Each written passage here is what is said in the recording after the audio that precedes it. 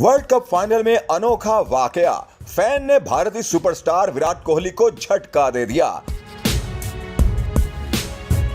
Security Hisar तोड़ने वाले निराले मेहमान की एंट्री ने मैच भी रुकवा दिया।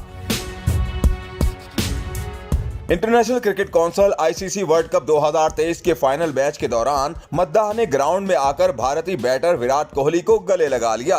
फाइनल मैच के दौरान एक हैरानकुन वाकया पेश आया जब एक मद्दाह सिक्योरिटी हिसार को तोड़ते हुए मैदान में आ गया और उसने बैटिंग के लिए क्रीज पर मौजूद विराट कोहली को गले लगा लिया। ग्राउंड में आने वाले मद्दाह ने फलस्तीनी झंडे की मुशाबत वाला मास्क और शर्ट पहन रखी थी जिस पर स्टॉप बॉम्बिंग फलस्तीन और फ्री फलस्तीन लिखा था। बादशाह सिक्योरिटी पर तैनात एहलकारों ने मद्दाह को ग्राउंड से बाहर निकाला।